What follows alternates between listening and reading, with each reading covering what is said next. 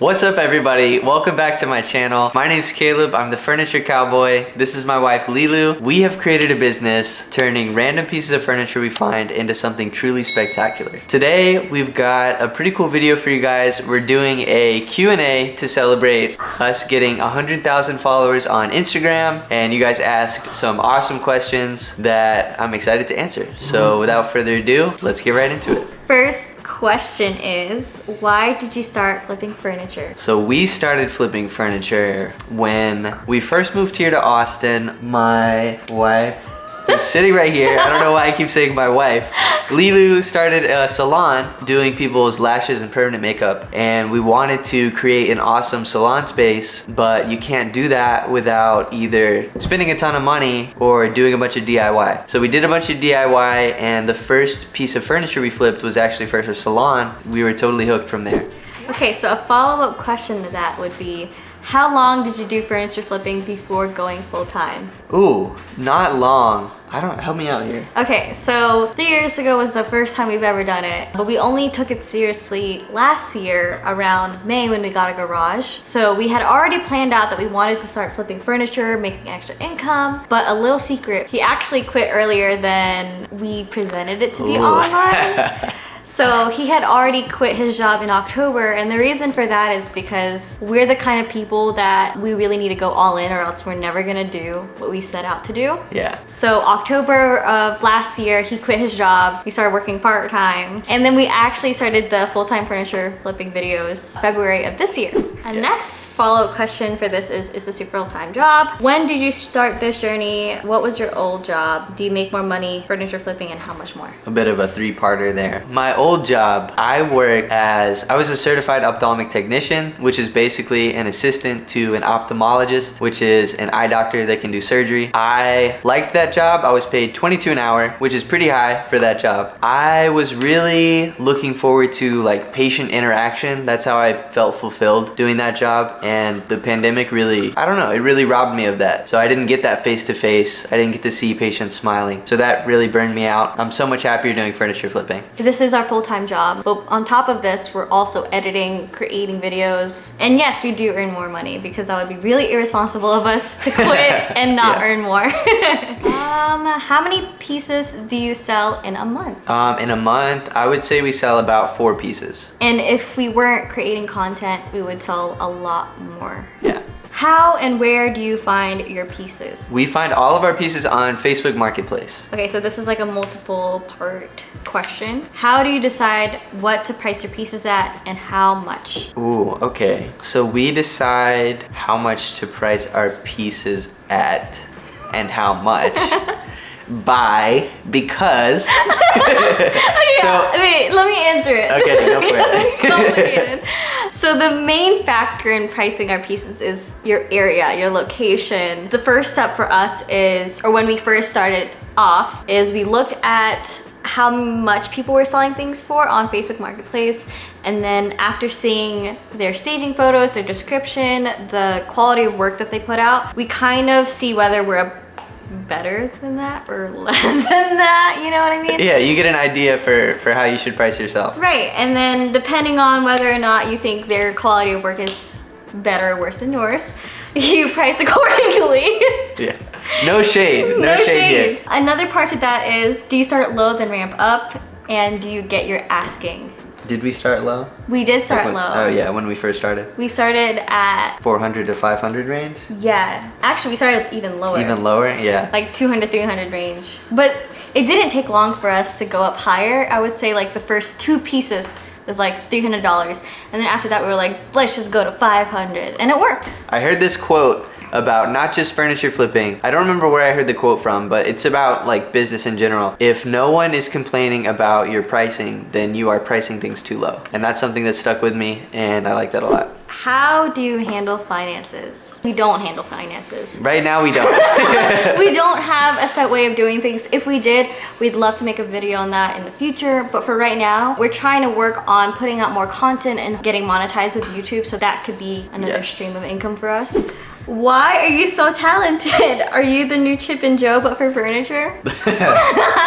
I mean, if the glove fits, they're definitely someone that we look up to. We would be so lucky if we could ever come close to what they are. How do you sell pieces with imperfections? Do you point it out or do you ignore them? That's a good one. It's never good to be dishonest or try to hide things, because obviously once the piece is in someone's home, they're gonna notice every little thing about it. So you always want to, in your description, say something like price reflects wear. You don't need to necessarily highlight the imperfections, but you can point out like, you know, this is a genuine vintage or genuine antique piece. Did you go to woodworking class or are you family trained? Ooh, I wish I had known more going into this. No background really at all. Everything we've picked up, we just learned as we went. So we watched YouTube videos the same way you guys are watching our YouTube videos. Yeah. That's how we learned. What is our favorite brand of furniture paint? Good Bones. Good Bones Paint. Good Bones Paint makes some good paint. If you guys want to try it out, be sure to use our link in our description and use code COWBOY at To checkout. save 15%. Yes. What is your favorite top coat and do you use it for every piece? Yeah, we use the same top coat for every piece. I would say my favorite is Varathane's water-based polyurethane top coat. We either go with satin or matte, but Home Depot has stopped selling Varathane, so we switched to Bear just out of convenience. But I would say Varathane is probably a little bit better, to be honest. Do you listen to music while working? So for the longest time, we were using my iPhone to film everything. And I don't know if you know this, but if you're filming something on the iPhone, it won't play any audio except for the audio it's picking up for the recording. So I couldn't listen to music, but now we have a new camera, which is what we're filming on today. I'm excited to start whistling while I work. Do you know the German word for furniture? My answer to that would have to be the German word for no. Which I also don't know. Niet. Top 3 tools you can never live without. So the top 3 tools that I would say you can never live without would have to be orbital sander, drill, and... Can I answer the last one? Yeah. Paint sprayer. Okay, paint sprayer. That's a good one. I was gonna go with some tool for cutting wood, either a table saw or miter saw, but the paint sprayer definitely was a huge upgrade as well. Okay, and a follow-up question for that is, what are the bare basic needs to get started with furniture flipping, and what is the upfront cost for it? Honestly, you don't really need much. If you can just buy a roller. Yeah, just buy some foam rollers. I think those are just a couple bucks, and then you can get your first piece for free if you look hard enough. And it doesn't have to be anything special, but that's all it takes to, you know, make money off that first piece that you get for free, and then you can buy your next piece and the next piece, and before you know it, you've got a thing going. Yeah. What is your editing software and how did you grow so fast? So editing software, you wanna take it away? Okay.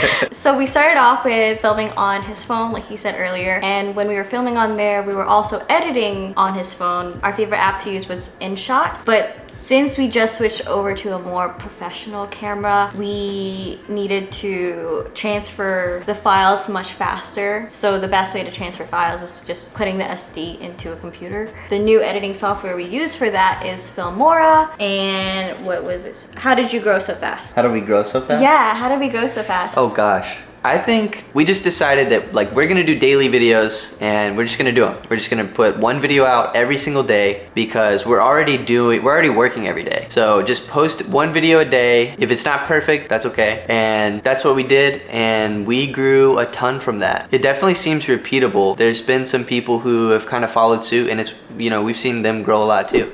How do you know when to sand or when to strip? It just depends on what we're doing on the piece, to be honest. If we're gonna be painting it, we just scuff sand. But if we're doing like a restoration project, usually we will strip. And then if we're gonna stain, we will follow up the stripper with some sanding just to make sure everything's nice and even. So some flippers don't touch Particleboard. Are you the same? We'll touch Particleboard. We're not scared of some Particleboard. And a lot of people don't realize that there's a ton of furniture that's made of Particleboard, and you might not even realize it. It's all just covered with veneer. Do you need to prep shiny surface only to repaint, and how do you do it? I think you should prep every surface, whether it looks shiny or not. Especially if it looks shiny, the paint is gonna have to have something to grip onto. So scuff sand, prime, and that's gonna give the paint something to grab. And most importantly, clean your surface before scuff sanding. How do you determine how to strip and what to use? The first time we wanted to strip something, we went to Home Depot and we bought Citrus Strip, which is a nightmare to work with. When you're just learning stuff, you don't know what all is out there and what you should be using. You guys actually suggested in that first stripping video that I should try a product called QCS, which is made by Stripwell. It just strips so well. So that's what I use.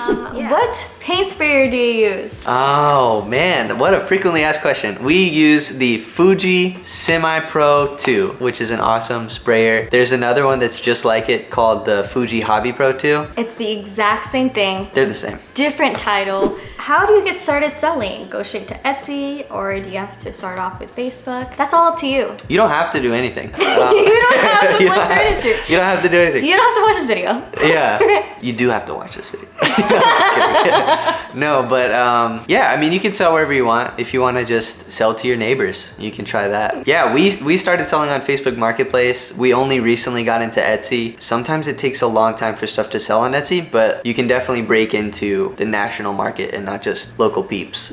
How do you pack and ship your furniture? When we sell on Etsy, we don't. The cool thing about UShip is you can have them wrap it up for you so that it's gonna be safe. Also, seeing how they wrap it has kind of clued us in on how we should do it. So now if we do have to deliver something ourselves, we know how to wrap it up. I think we will be creating a whole separate video just on selling through Etsy because it's a lot to go over. I think it's worth the whole video. Stay tuned for that one. Do you ever buy items from Facebook shipped to you? No, we only buy things locally. I've tried. It's a little weird. I've tried sometimes. I'll see a piece of furniture that's like mid-century. It's in like Minnesota and shipping is $22, but I'll message them and be like, hey, is this real? Can you actually ship it to me? And they'll say no, and then they take it down. So I don't know. If you can, then more power to you. Oh, another thing that we haven't really discussed is whenever we're buying furniture on Facebook Marketplace, we usually have a budget of about $50 to $100. That's another reason why we wouldn't buy anything from far away and have it shipped to us. When I'm shopping for pieces on Facebook Marketplace, I'll filter it down to $150, and then if I see something for $150 that I really like, I'll just offer less. And how long does it take to sell your pieces? It really varies. Like I said, we sell on average for a month. Sometimes pieces can take a while to sell. I will say if they don't sell within the first week, we'll typically lower the price or we'll take down the listing, change up the wording, the title, edit the description, that kind of thing, and then relist it. If something doesn't sell, that kind of clues us in like, hey, we didn't do a great job on this. Maybe it's worth another shot at it and we'll just refinish it again. What filler works decently with stain? I'd say any filler, but you have to go back in with like stain marker to recreate the grain lines to match your piece. When do you use wax or a clear coat? Recently we used Danish oil, which was really cool. But other than that, like we said, we pretty much just use polyurethane, either matte or satin, water-based. Do you work on anything other than dressers? You know, we've done some desks. They just don't sell for as much and it's just not as fun. We will do bedroom sets. So like if there's a tall boy, a low boy, and 2 nightstands, that's ideal. Cookies and cream ice cream or mousse tracks? Cookies and cream. I like some mousse tracks. I'm a big fan of ice cream. You don't even like sweets. I know. That's why I'm saying cookies and cream. Yeah, it's dangerous buying ice cream because I just end up eating it all because she doesn't even really like it. Comment below, team cookies and cream or team mousse tracks. Do you have trouble with bubbles or rough texture spraying top coat? No, not with top coat, but when we do a Rust-Oleum clear coat on hardware, I've noticed that that gives it a rough texture. So not exactly the answer to the question that you asked. That's just a random thought and kind of related. Advice for people starting out. I would say go easy on yourself. And if you don't know how to do something, just take it one step at a time. Figure out how to do that thing. Do that for months and you're gonna know how to do a lot more than you thought you ever would. My advice would be set yourself up for success. So only take pieces that are really easy. Take pieces that you know will sell. Recreate pieces that look like West Elm Anthropologie stuff. Just do something simple, sell immediately. It gives you the confidence to do it more and more. Longest project you've worked on? It would be one of the projects that we refinished twice. We refinished it once, which took like 3-4 days. It sat and didn't sell, and then we came back to it, and maybe that took another 3 or 4 days. How do you find balance between selling furniture that you like versus something that sells? I think we're pretty fortunate in that the stuff that we like personally is stuff that is selling well. We keep up with a lot of trends. We like the styles that are in. Do you already have buyers before flipping? Sometimes. So sometimes we would sell a piece and there are like several people that have been wanting it but just didn't buy it in time. We would reach back out to them, say, hey, we have another dresser sitting in our garage that we haven't started on. Do you want to recreate this look? And that's when we find buyers before flipping it. Honestly, we prefer not to do custom pieces because it takes away a lot of your freedom. And the only time we've created stuff that I wasn't proud of is when it was a commission piece, because sometimes you have to compromise what you like for your buyer. How do you seal raw wood without changing the tone? I would do really light coats of poly. If you don't have a sprayer, I think maybe using like an aerosol polyurethane would work. How do you tell if the piece is safe from bugs, mold, etc.? We haven't encountered that problem because we don't pick up anything from the curb. I have heard some horror stories with like bed bugs and stuff. I don't know what I would do about that. I might just have to ditch the project. Burn the whole place. Burn it down. Do you plan on having kids? And what are your pets' names? Our pets' names are Louie and Lila, and they're both corgis. And we also have a cat named Mango. And yes, we would love to have kids. Yeah. It would be financially irresponsible for us to have kids, but we hope to grow more. We're gonna keep doing what we love, putting out content for you guys. I hope someday we can have some kids. Some little furniture cowboys running around. Love story? How did you go from high school friends to married? You can tell your story. Our love story. And then I can tell you my side of the story. Okay, so I went to high school for music. I actually played piano, and it was a high school that you had to audition for. And I switched high schools after 2 years because it just wasn't the vibe. And so I switched into her school. I'm so thankful for that. Best move I ever made. And I just remember it was like my first or second day there, and I just ran up to her and I was like, hey, you seem cool, I like your glasses. And the rest was history, as they say. Our school is really small. There's like max 50 students per class. And when we first met, I was the third class, he was in the first class. During the first day, obviously you see everyone. There's like max 150 students. And I saw him and I was like, oh my God, that guy's so cute. Growing up, I didn't like guys because obviously guys were immature. When I saw you, I was like, oh my God, that guy is so cool. And I want to be just like you. And I guess my admiration of you turned into like a crush, and we became friends. When you're friends with someone you like, obviously it's not like this, it's not like a friendship. Like you are in a friendship with them, but then you went into the friendship hoping that like maybe there's some romantic feelings in it. And I think that was our scenario, but we were both, I guess we both looked up to each other too much. Yeah, I mean, I think in high school it was kind of right person, wrong time. And we kind of knew that if you date people in high school, like the chances of you being with that person forever is pretty slim. Like that's probably not the person for you. So we didn't date in high school, but we waited and reconnected. And then it was right person, right time.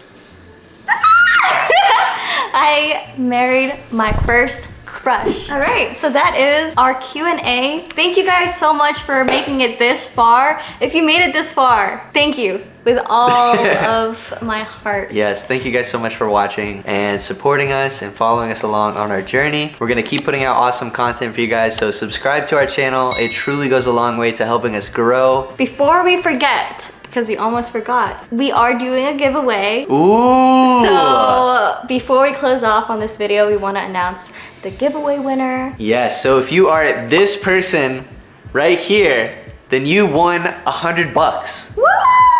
And all you had to do was comment. Please email us at thefurniturecowboy@gmail.com. Let us know, I guess, how we can send you the money. Thank you guys for 100 full-time furniture flipping videos, 100,000 followers on Instagram, and Crazy. we'll see you guys in our next video. We'll see you in the next one.